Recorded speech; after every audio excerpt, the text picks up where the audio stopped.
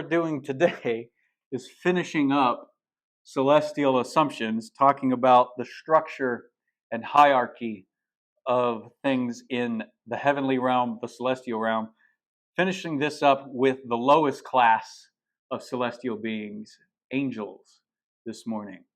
Angels proper, as I call them.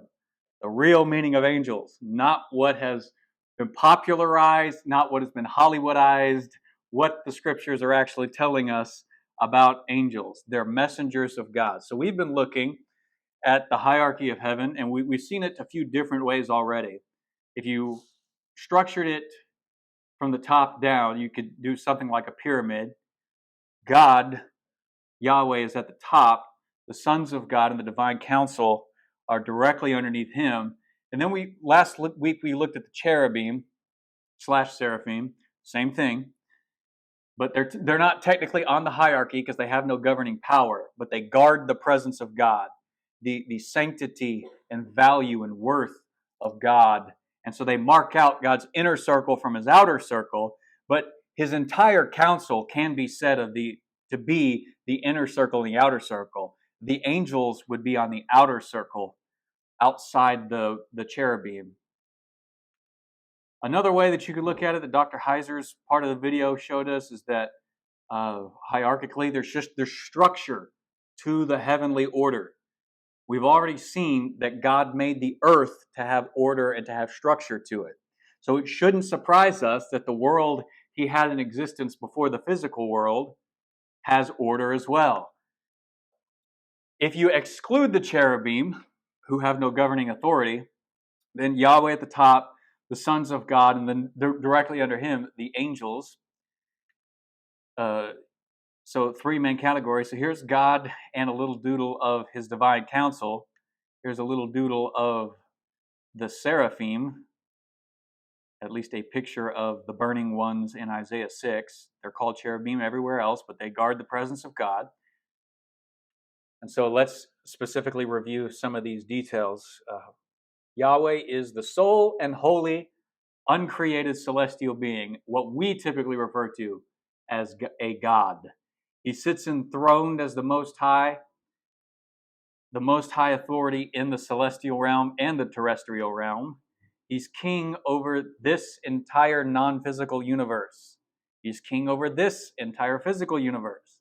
But as a good king, he wants a family to whom he can give authority in order to responsibly govern the realm on his behalf. This is what good kings do. They're under his authority, but they possess his authority. He gives authority away. He doesn't hoard it for himself. That was the entire purpose for creating and ordering a celestial realm, and then creating and ordering a physical, terrestrial realm. Yahweh created other celestial beings known as Elohim, or gods in the ancient Near East. A non-physical being that could not die like a physical being was considered immortal and qualified as a god in the ancient world. That's all a god was. It was not anything to do with the omni qualities that Yahweh alone possesses. Omnipotence, omnipresence, omniscience, omnibenevolence. Pick an omni. Terms of saying you have all power, you have all authority, you exist everywhere all at once, omnipresence. You know everything, omniscience. These are qualities that apply specifically to Yahweh alone, the God of the Old Testament. But that's not how they defined a God in the ancient world. Any non-physical being was unkillable, so it was therefore thought to be a God, and they used the language to describe it that way. But among these gods or these celestial beings, we've been looking at these three major categories, or we'll look at the third major category today. The sons of God are the highest ranking Elohim under Yahweh. They're often pictured by the biblical writers as sitting on thrones, being part of Yahweh's inner circle. They rule with Yahweh. They make decisions with him when he prompts them and asks for their opinions, or ask for them to say, this is what I want to do. How are you guys going to go do it? And he lets them decide. They bear witness to what Yahweh does, his decisions and his actions, even when they don't perform and help him do anything. You see that in the creation stories, and this is I've cited two that we've looked up here before: Job 38, verses 4 through 7, and of course Genesis 1, 26 and 27, when God says, "Let us make man in our image." He's talking to the divine council, but the divine council doesn't do anything to help him make man. They just stand there and say, "Yes, that's a good decision. We rejoice with you, Lord. Yay, man." And they assist with God in governing the world. God will turn authority over to them lots of different times. And the main one that we looked at is Job 1 and 2, where he tells the accuser, okay, everything that Job possesses and everything under his authority is now in your hands. You get to decide what to do with it. The only thing you can't do is kill Job. And then the accuser, the Satan, takes everything away from Job except his wife. We saw how that went a little bit. He doesn't curse God like the accuser said. And then the second major class of celestial being was called the cherubim or the seraphim. And only in Isaiah 6 are they called seraphim. So for those of you who were here last week, or for those of you who watched the YouTube video online, what do cherubim do? I've already said it. Guard what? The entrance. Good. They guard the presence of the Lord. They guard the entrance to sacred space. You could say it like that if you think geographically. They guard sacred space where the presence of God, the King, is. Wherever God shows up, they are his bodyguards, his celestial secret service agents. And there's usually 4 of them for whatever reason in any scene. They proclaim the holy and unique presence of Yahweh to whoever is allowed to draw close. So they don't just sit there, they cry out, "Holy, holy, holy is Yahweh Almighty. The whole earth is full of his glory." They inform us what God is like. God is holy, the divine King. Do not disrespect him. You're in his presence now. Show respect, show deference, be on your best behavior. Don't be a distracted child on your phone when God is trying to talk to you. You know, they're calling out the character and nature of God so that you can't mistake the presence of the being that you're entering. We saw that cherubim have wings, and as we're going to see today, it's often assumed that angels have wings. We'll see if we can figure out why that is. So this on the left is a typical depiction of an angel, but the only celestial beings in the Bible that are said to have wings are the cherubim. So angels look pretty much like us. In fact, oftentimes people don't know they're in the presence of an angel until after the fact. Why do cherubim look so weird? Remember what we talked about? What we said? Why are they hybrid creatures? It's part of what we've already said. They look different, so you know you're entering different space. You're not in your normal human terrestrial space where an ox is an ox, a lion is a lion, and an eagle is an eagle, and a human is a human. It's all getting mashed together here so that you know you're in abnormal, divine, holy space.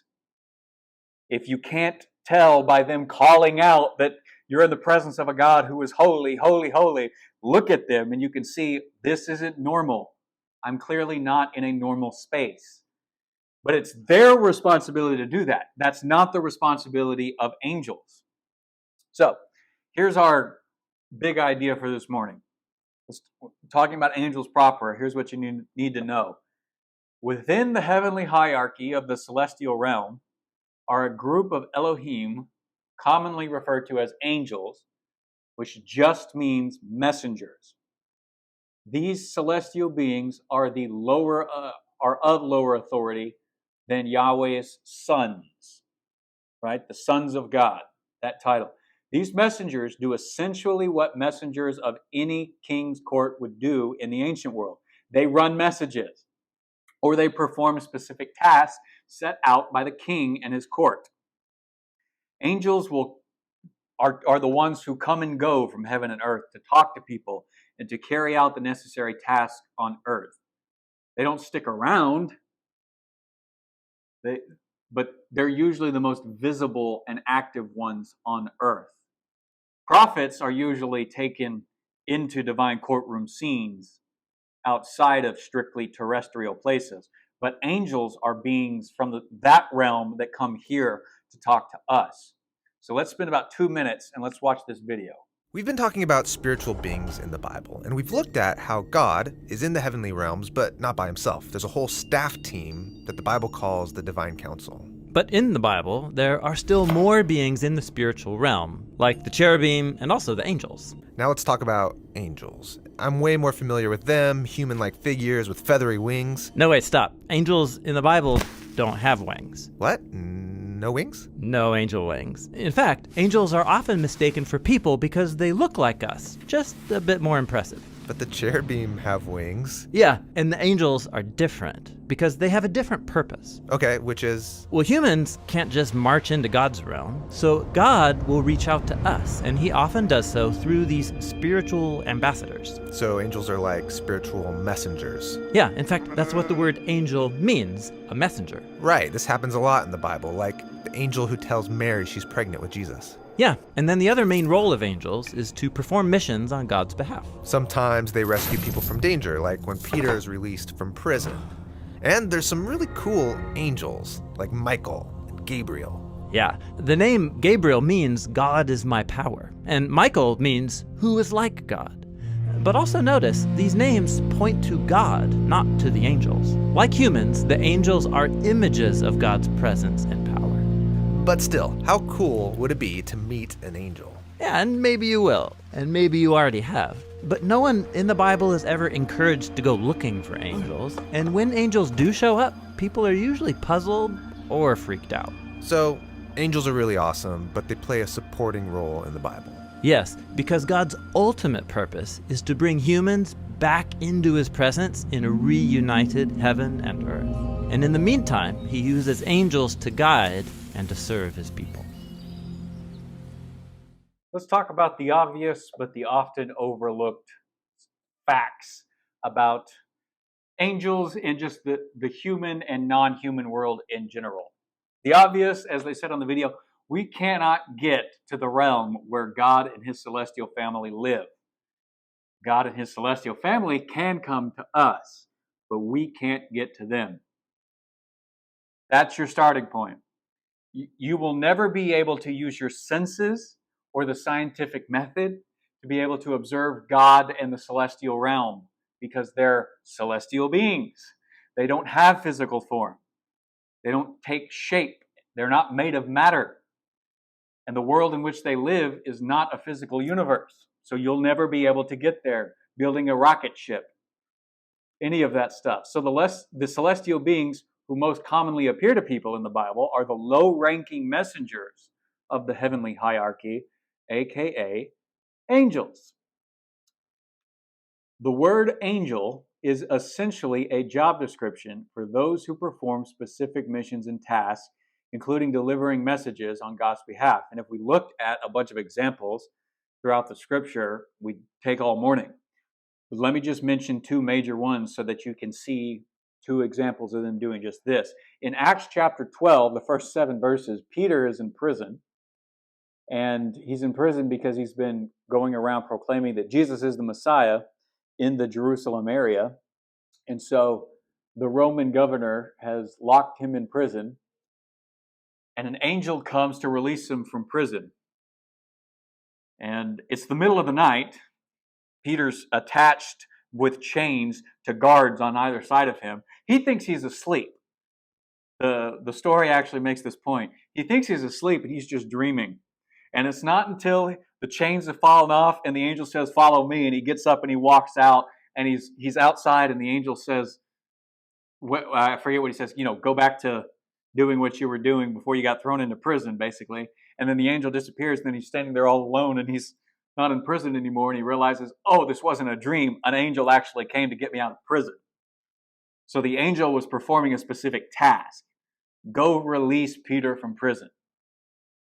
And then you get angels that just deliver messages, and there's far more of them than there are of any other example of them doing anything. But if you look at Daniel 8, verse 16, Daniel's describing, we looked at Daniel 7 before, so this is one chapter after the Son of Man, where he sees another vision at night. He's describing his vision. He doesn't understand it. And the commander of the Lord's armies, I believe it was, cries out to an angel named Gabriel and says, Gabriel, explain to Daniel the vision. And Gabriel says, okay, so here's the meaning of what you saw. And then he just tells him what the message of his own vision is, because Daniel didn't understand it. And it's that same Gabriel that shows up in Luke chapter 1, because what the vision was basically about, when Gabriel shows up, Daniel's praying and saying, okay, the 70 years that God said through the prophet Jeremiah are coming to an end, which means we should be going back to the promised land any day now. So what do we need to do to be prepared? And he sees this vision and stuff, and then Gabriel shows up and he says, actually, it's not quite going to be what you think. The 70 years will be 70 sets of years, which means you've got 490 years to go in exile. But you're going to be allowed to go back to the promised land and rebuild Jerusalem for part of that. So he basically says the exile is going to be more than just the 70 years that you've already completed. It's going to be almost 500 years. When Gabriel shows up again in Luke chapter 1, he's the same angel who said 500 years of exile, and at least explains this, is the same angel who declares to Mary, you're going to get pregnant despite the fact that you're a virgin, and the exile is going to come to an end now, because this Messiah, this son of David, this king that you are birthing is going to bring an end to exile. So whatever exile means beyond the 70 years is the exile Jesus brought an end to in the New Testament. Gabriel, as we will see, one of the only two named angels in the entire Bible, was the one who proclaimed exile lasting that long, and the one who initially proclaimed the end of it through Jesus. So that's the two things that angels do. Specific task for a specific amount of time and delivering messages. The Hebrew Old Testament term is malach. If it's plural, it's malakim. It just means messenger. A malach is a messenger. A messenger could be a human or a celestial messenger in this Old Testament term. I put a bunch of scripture up here where malach actually is referring to human messengers. Genesis 32:3 and 7, Deuteronomy chapter 2, 26, Nehemiah 6:3, 2 Samuel 11. I believe that's Nathan is called the Lord's messenger because he's a prophet. Then you get the prophets like Haggai and Malachi. Malachi, my messenger. That's what Malachi means in Hebrew. And Malachi himself, his name means my messenger, but he also calls priest messengers, malachim, in his book, because priest, today we might say preachers and pastors, are actually supposed to deliver messages from God. Hey, this is the word of the Lord. This is what the scriptures say. I'm acting as a messenger right now. So I would qualify as a human messenger right this instant. So these examples show that the primary idea is not even about having a specific message per se, although that's often attached to it, but it's usually about being sent out to serve a higher authority. So a prophet, as we've seen is caught up into these divine council scenes, these courtroom scenes, and is commissioned to go out and take the word of the council that God reigns above to the people, so that the people can do whatever the council is saying. Repent or be destroyed is usually what it boils down to by the time a prophet has to be called. Usually that means delivering a message, but sometimes prophets perform their messages. They act things out. They do it a lot. Isaiah does it. Ezekiel is all about this. Jeremiah probably does it as much as anybody other than Ezekiel. They try to figure out a picture because they don't have computers, they don't have movies. They can't just show you a clip like I usually do to help you understand context or something, so they act it out. But the purpose is generally that they're sent out to serve God, any messenger, any malak. It refers to humans because sometimes it's referring to a human king sending out a messenger to perform a task. Hey, go tell so-and-so in the north that I said this. Logan, go tell Josh that I said, come here, and you would go and perform that task, and then your task is done. You've completed what I told you to do. It works for God, it works for humans in Hebrew. So you can't always tell the difference in Hebrew. So the most common reference to Malachim, messengers, in the Old Testament does in fact refer to celestial beings being sent out to serve God through delivering messages and performing specific tasks. Despite being celestial beings, God's messengers are sometimes referred to as men because they appear completely human, in normal, mundane human form, indistinguishable from you and me. As far as the Bible goes, they never show up as women. They always show up as men. If you read Genesis 18 and 19, which we will do down the line, so we're not going to worry about it here, but I'll just reference it. Three people show up to Abraham's tent. One of them happens to be God. Two of them are angels. When God leaves, those two angels go down to Sodom and Gomorrah, and they check out the city. They stay with Abraham's nephew Lot. Lot has no idea that they're even angels because they just look like people. Again, they don't have wings. They're not glowing all the time. Sometimes they glow, I guess, when they really want you to know. But here they don't want to be known as angels and celestial beings. So they show up as mere humans to test the city. And how is the city going to respond to guests in the city? Well, it turns out the inhabitants of the city were trying to just rape the men. So the angels strike them with blindness, tell Lot and his family, get out of the city now because we're going to destroy it. And now Lot knows, okay, these aren't just normal humans. But he didn't know that when he took them in. The Hebrew word malak gets translated into the Greek word angelos, meaning messenger. It's the word in the New Testament that means messenger. So here's a little bit of history. About 200 years before the events of the New Testament, it's about 400 years after the events of the Old Testament wrap up, but still about 200 years before, wait, I said that wrong. 200 years after the events of the Old Testament and 200 years before the events of the New Testament, you get about dead center here that the Old Testament in Hebrew was finally translated into Greek.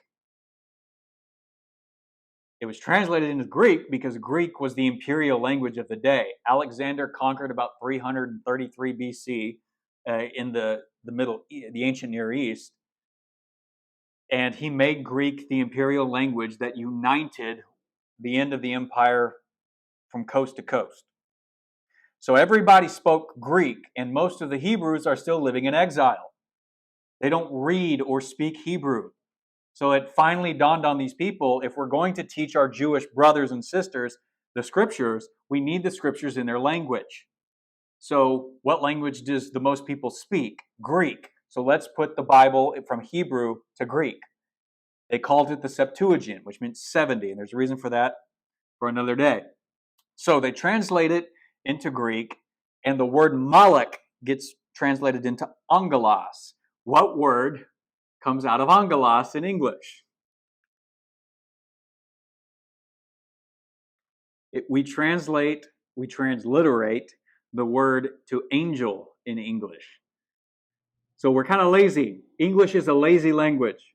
It doesn't create things. It beats up other languages in the back alley and takes what it wants.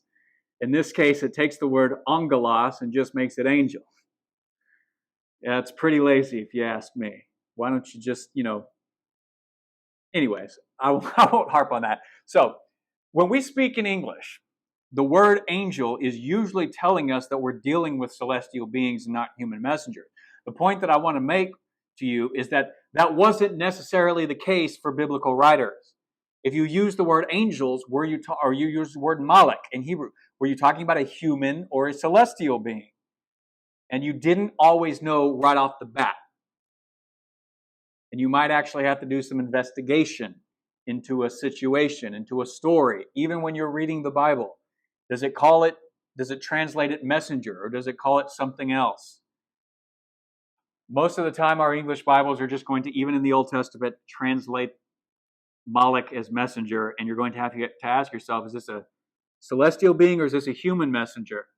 And what context clues do you have to know the difference?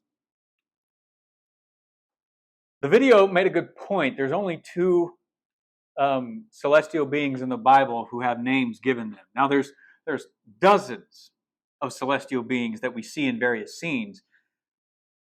There's some scenes where you just see multitudes and multitudes, and they're called armies and hosts, and you don't know how many there are, and nobody bothers to count. But there's only two that give us names. So maybe the names of the angels aren't really that much of our business. But the two that we have names are two that we've already talked about, either this morning or in a few of the other lessons on celestial assumptions. One, Gabriel, meaning God is my power or my strength, and Michael, meaning who is like God. So both names point to Yahweh's character, his power, his uniqueness, his holiness. God is my power. God is my strength. Hey, my power as a celestial being derives from God. I want you to know that, so I've picked a name that tells you that. Michael's name, who is like God, tells you, I serve this being unlike any other being that exists. He's not like me. He's not like my brothers. He's not like you.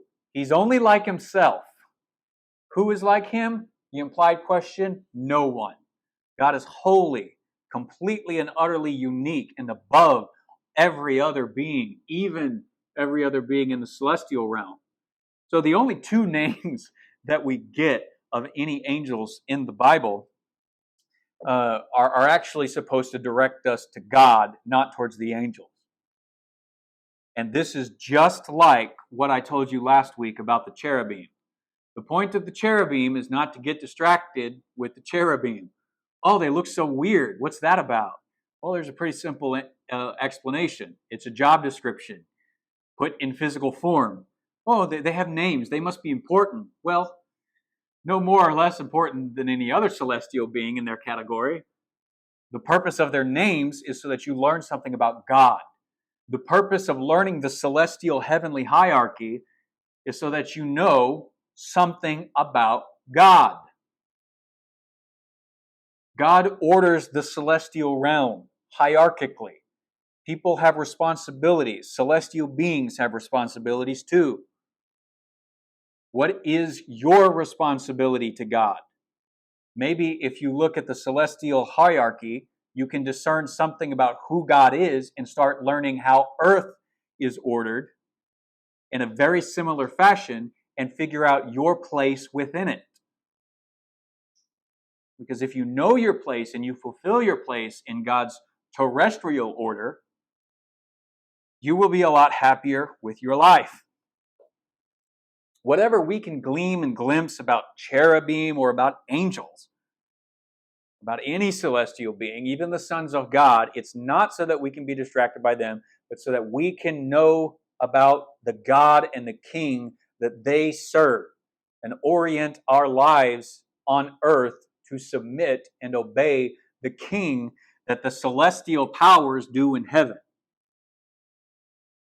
That's the whole reason I'm spending these weeks talking about this before we get into Genesis in earnest. And remember what we talked about last week, as in heaven, so on earth, okay? These beings submit to the one on the throne.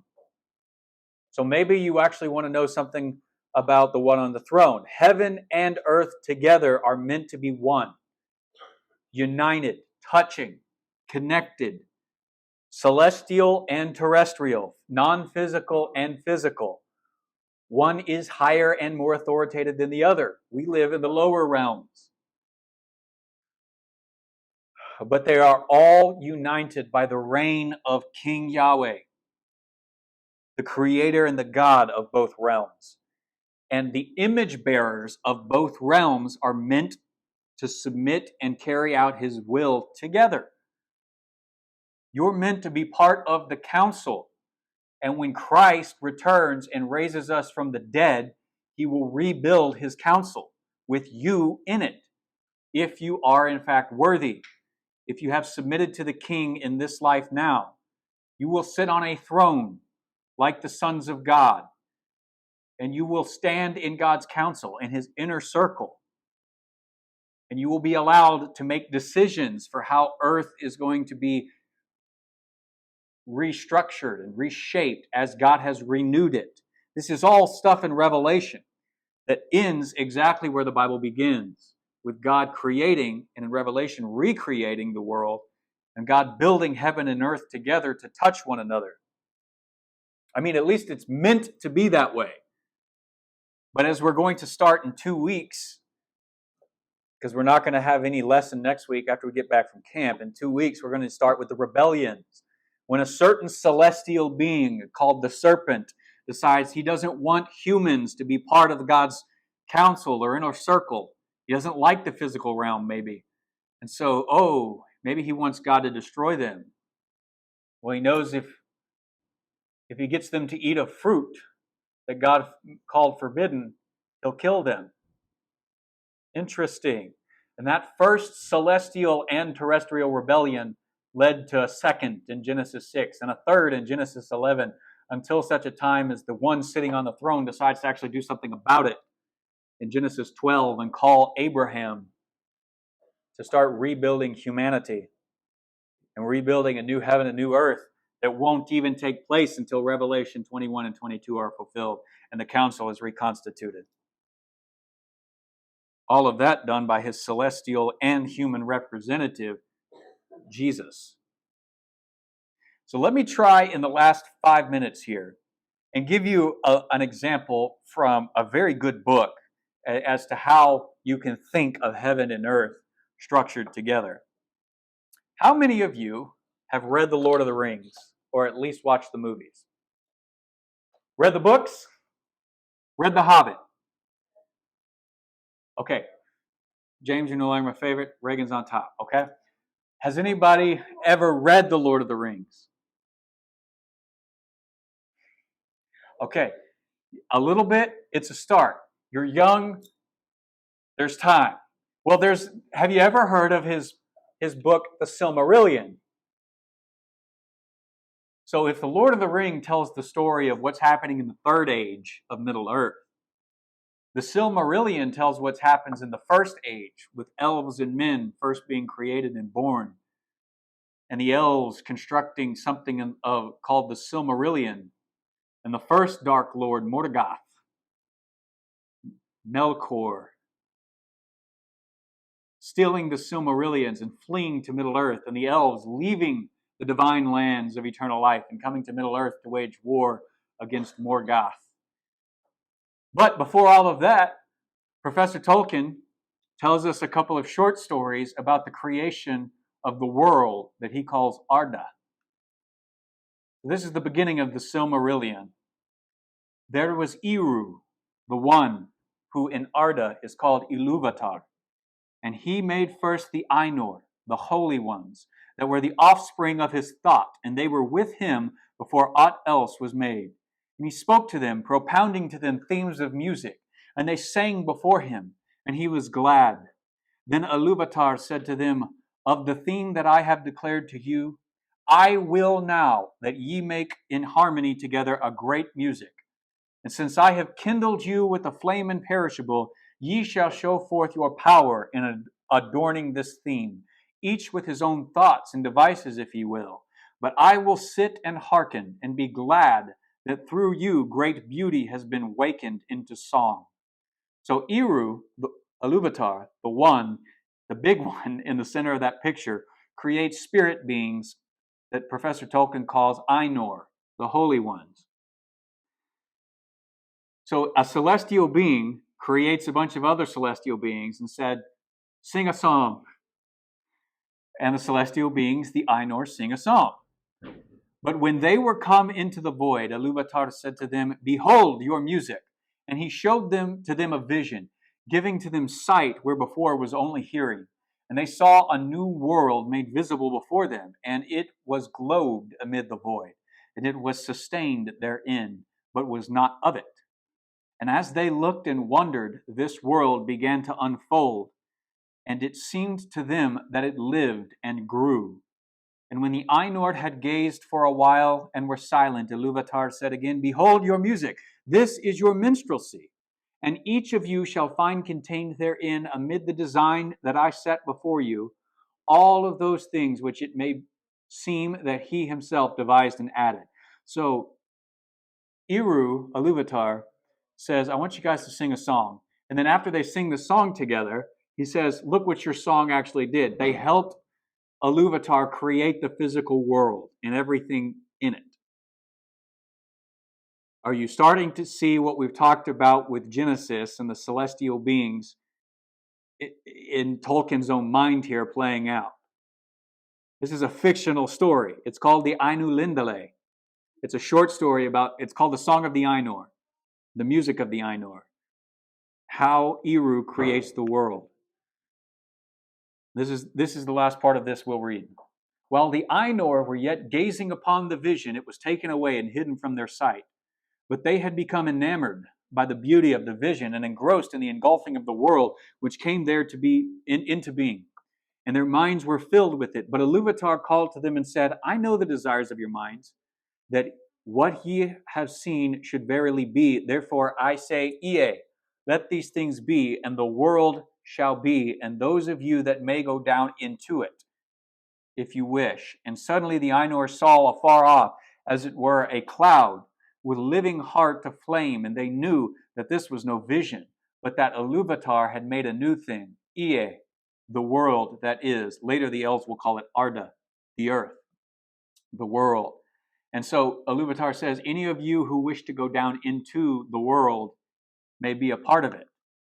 Thus it came to pass that of the Ainur some abode still with Iluvatar beyond the confines of the world, but others, and among them many of the greatest and most fair, took the leave of Iluvatar and descended into it, the world. But this condition Iluvatar made, of it is the necessity of their love, that their power should thenceforth be contained and bound in the world, to be within it forever, until it is complete, so that they are its life and it is theirs, and therefore they are named the Valar, the powers of the world. 15 celestial beings decide to descend down and become the powers, the Valar. 7 kings, 7 queens, and 1 fallen one. King Manwe, his brother Ulmo, Alwe, Mandos, Lorien, Arome, Tulkas, Manwe's wife Varda, Yavanna, Nienna, Vana, Vera, Este, and Nessa. And of course, the first Dark Lord Melkor. You get each of their descriptions here. Melkor becomes the first Dark Lord, and his name is changed to Morgoth. Here's some visible representations of them. But they're not the only ones that go down. So if these are the highest classification of celestial beings in Tolkien's world, the second short story in the Silmarillion is called the Valaquinta, and it tells of another group. With the Valar came other spirits, whose being also began before the world, of the same order as the Valar, but of less degree. These are the Maiar, the people of the Valar, and their servants and helpers. Their numbers are not known to the elves, but few have names in any of the tongues of the children of Iluvatar. For though it is otherwise in Aman, in Middle Earth, the Maiar have seldom appeared in form visible to elves and men. So we don't have a lot of names for any of these celestial beings, any of these Ainur, but we do have some. Ilmare, Yanhwe, Ose, Huenen, Melian. Then you get the 5 Ishtari. Maybe these are more familiar to you if you've read Lord of the Rings or at least watched the movie. Alorin, Gandalf, Mithrandir by the elves, Curanir, Saruman, the White, in his Tower of Orthanc, Radagast, by our name unknown, The two blue wizards that Gandalf mentions in The Hobbit, they wandered east. They were never heard from again. Nobody knows their names. The Balrogs, the fiery ancient demon of the underworld that Gandalf fights on the bridge of Khazad-dûm in the Fellowship of the Ring. That was a Maiar. And Sauron himself, the Dark Lord of the Third Age, who was a Maiar of Alwë, the smith, the Valar who forged things, was eventually led to evil as Morgoth's chief servant, became known as Gorthor the Cruel. Later, he disguised himself as Anatar, the Lord of Gifts, and forged the Rings of Power and caused the events of the Lord of the Rings. So Tolkien has an entire background, world, and creation story, and a celestial heavenly hierarchy, just like the Bible does. You don't need to know it to know the Lord of the Rings, but it sure as heck colors in the story. Eru, the One, creates the Ainur, the Holy Ones. Then you have the highest class of the Holy Ones, the Valar. 7 kings, 7 queens, and 1 fallen one, Morgoth. The Valar have the servants, the Maiar, and then you have the children of Iluvatar, the firstborn children, the elves, and the secondborn children, humans. So the physical beings that were made, the physical world was made for. But then all of these Maiar servants and the Valar can go down into the physical world and take part in the physical events. So you see, Tolkien understood something about how the ancients understood the ancient world. And this biblical hierarchical construction, not destruction, is meant to show that Yahweh, the Holy One, creates the celestial family, which you can divide into the sons of God and the angels. And the cherubim can be on here if you want them to be. And then you have the terrestrial family, humans, fathers and mothers, and their children. But do you see the structure to how things in society are meant to go? It's all supposed to be connected under the reign of King Yahweh. Angels are kind of a subcategory of celestial beings that are God's messengers. That's all. They're not to be overly focused on. God is to be paid attention to.